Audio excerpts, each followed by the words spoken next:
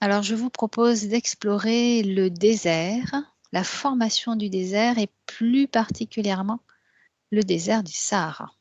Qu'est-ce que vous avez comme première information? Moi, déjà, je me retrouve dans le désert. J'ai une sorte de grand calme. Et je suis dans le désert, mais de nuit. Et je vois tout ce ciel étoilé au-dessus de moi. Et c'est comme si le fait d'avoir, en tout cas dans une première impression, ce vide d'informations au niveau du désert, c'est calme à l'infini. Je me tourne vers le ciel et là, c'est une richesse d'informations qui émane de cette voûte céleste. Tu vois, ça fait vraiment le désert, le point zéro, et hop, qui monte en entonnoir et qui va jusqu'à aussi une sorte d'infini d'informations. Tu vois, il y a comme un grand écart entre le tout dans le ciel et le rien, entre guillemets, hein, au sol, et en même temps, les deux rentrent en résonance et ça amène un équilibre intérieur qui est assez puissant parce que ce point-là permet une expansion de conscience sur sur ces différents niveaux. D'accord, donc ça, c'est ce que dégagent les énergies de ce désert, c'est ça? On va dire le fait d'être dans un environnement désertique. C'est pas spécifique au désert enfin, où je suis. D'accord, OK. Marie? Et moi, ça m'a tout de suite amenée sur le sable, particulièrement sur un grain de sable, en fait. Mmh. Et que ce grain de sable, je vois après qu'il y en a des quantités. Et c'est comme si ça faisait un effet comme miroir avec justement le ciel et toutes ces étoiles. Et comme si chaque grain de sable était aussi un univers. Il y a une notion de temps, parce que j'ai perçu un sablier avec le sable qui, quand tu le retournes, voilà, Mmh. avec le temps qui passe et en même temps, il y a comme cette notion de non-temps en même temps. D'accord.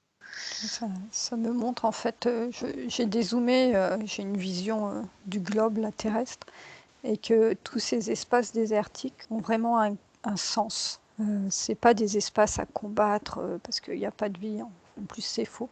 C'est que dans l'équilibre global du globe terrestre, ces espaces ont tout un centre dans son maintien d'équilibre, que ce soit au niveau physique que au niveau énergétique. Alors, je me pose la question, comment se forme un désert? Donc si vous remontez dans le temps, qu'est-ce qu'il y avait avant ce désert ou s'il y avait quelque chose avant ce désert? Alors on reste sur celui du Sahara, Oui, oui, ce sera plus plus simple. pratique comme ça, oui, plus simple.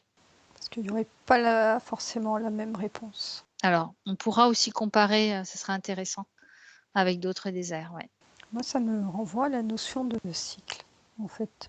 Avant le désert, je vois un espace assez luxuriant, et comme si naturellement, il y avait un début, une fin, une mort, une présence de désert, et que ça pouvait, comme ça, comme faire un cycle, et à un moment donné, le désert disparaîtra, de la page blanche renaîtra quelque chose de nouveau. D'accord. Marie? Je perçois en fait, un espace assez, alors non, j'allais dire vide, mais non. Quand je le dis, je vois en fait, je perçois comme des plein d'oasis, je perçois même de l'eau et des arbres. Et puis ouais, c'est le temps parce que je vois la terre qui tourne et au fur et à mesure où elle tourne, donc je le vois en accéléré, il y a comme un déplacement de la matière et qui recouvre justement tout ça. Et c'est ce que dit, du coup, c'est exactement ce que dit Julie, en fait, c'est cyclique. Et je revois ce sablier et nous, avec la perception qu'on a du temps, ça paraît, stable et voilà, ça sera toujours comme ça. Mais en fait, là, si je fais tourner la terre encore et là, ça change, en fait. C'est un déplacement de la matière. D'accord. C'est un déplacement de la matière qui amène une sorte de remise à zéro, mais tant sur l'information de l'environnement que sur l'information énergétique qui peut être raccrochée à un endroit. Sur la ligne de temps, moi je vois ces déserts qui se déplacent au niveau globe terrestre. J'en vois qui sont le résultat en fait de l'eau qui s'est retirée. En gros, une mer qui s'est asséchée, il y a comme ce sable qui est apparu. Et soit il y en a qui se déplacent, soit il y en a qui apparaissent comme ça. C'est des moments de pause pour la Terre, de cicatrisation aussi et de remise à un état originel. Donc, tu as un petit peu parlé de la différence qu'il peut y avoir entre certains déserts, ceux qui apparaissent, ceux qui se déplacent. Si vous prenez un autre exemple d'un désert, celui qui vous apparaît, le premier, est-ce que c'est effectivement cette apparition comme ça là qui a besoin d'être ce désert qui a besoin d'être là pour faire ce temps de pause? Alors moi, je suis au niveau de l'Asie, Chine, Mongolie, par là.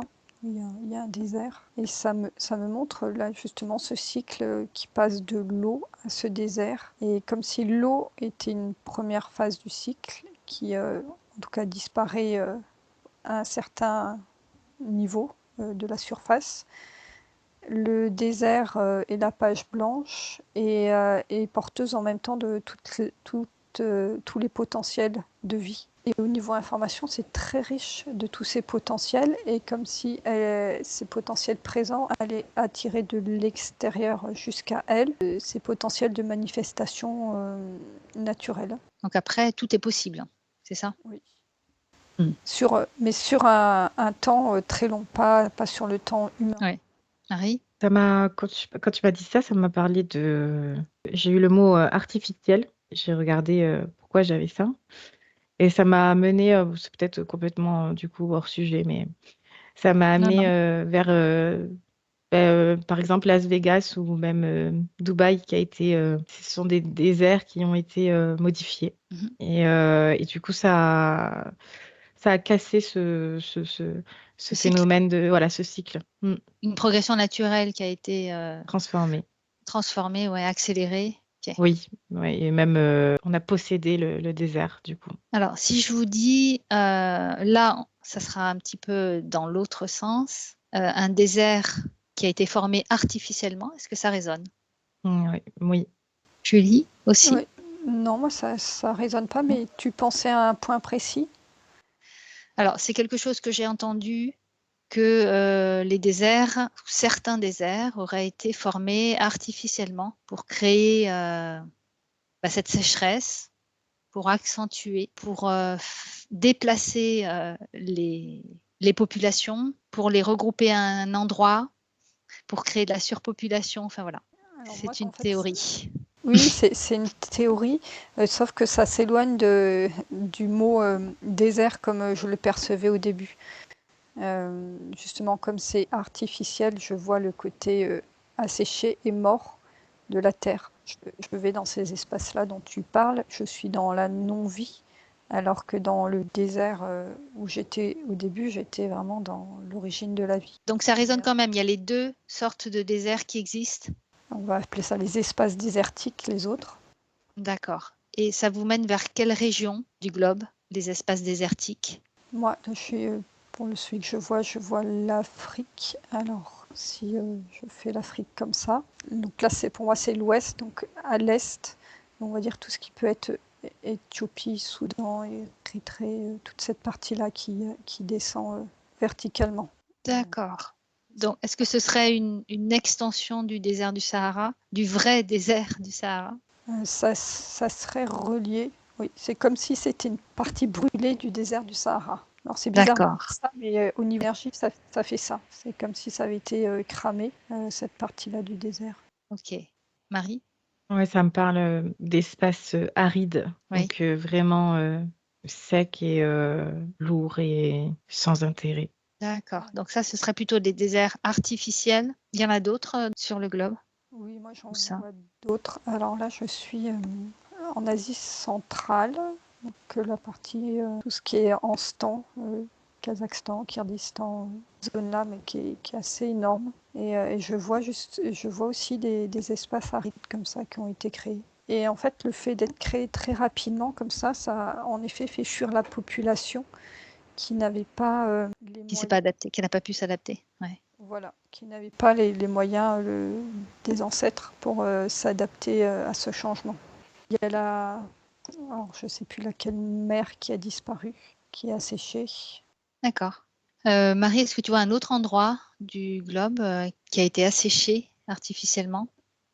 Au départ, quand tu as posé la question, j'ai eu comme s'il y avait eu quelque chose en Grèce. J'ai pas vraiment d'infos. J'ai juste là, je suis focus sur les espaces arides comme s'ils avaient été, tu vois, vidés cet espace, il a été comme, on a absorbé tous les bienfaits, tout ce qui pouvait être vivant. Et je vois, Hmm. c'est comme des espaces, ça me dit, comme des espaces qui ont été violés, en fait. Vraiment, on les a utilisés jusqu'à ce qu'il n'y ait plus rien, en fait. Et ça a été abusé. Comment ça a été La- fait?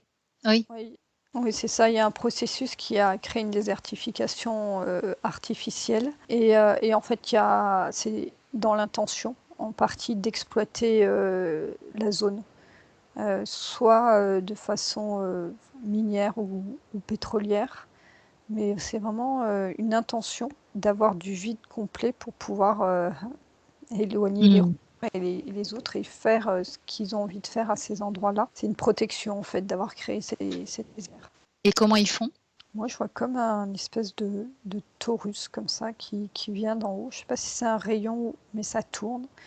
Et ça se pose à un endroit précis. Et ça amène, ouais, c'est comme si ça brûlait, ça faisait une espèce d'onde à partir de ce point-là jusqu'à un certain niveau. Et là, ça détruit un peu tout ce qu'il y a sur son passage. Alors, c'est pas violent comme une bombe qui explose, mais c'est une onde comme ça qui est posée et qui fait que tout s'éteint progressivement et donc éloigne la vie de ce point-là. Alors, je vois qu'il y a comme ils utilisent et ils manipulent les personnes qui vivent là, qui vivaient là en tout cas. Donc voilà, déjà, j'ai eu ça. Et puis ensuite, je vois qu'il y a quelque chose qui aspire au niveau souterrain en fait. Et ça aspire comme toutes les racines, tout ça. Ça vient voler. J'ai vraiment le mot.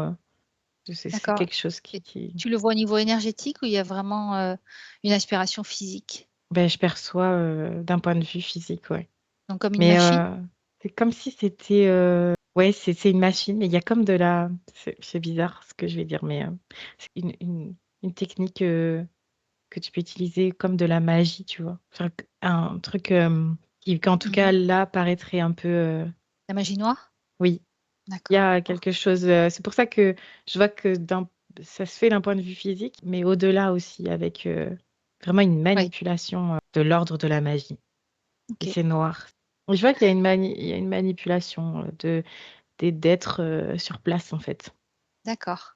Est-ce qu'il y a aussi une manipulation du climat, des nuages, empêcher les pluies de tomber?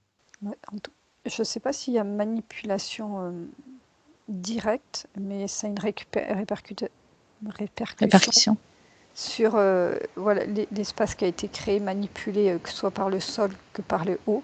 Ça éloigne en fait tous les nuages. Je ne serais pas étonnée qu'un jour on apprenne qu'il y ait dans un grand dessert comme ça, créé artificiellement, qu'au centre, il y ait comme un gros oasis existe et qui soit entre guillemets sous cloche ou autre, mais dans lequel certaines personnes sont réfugiées, mais dans un écosystème équilibré par contre. Si le désert devenait une protection.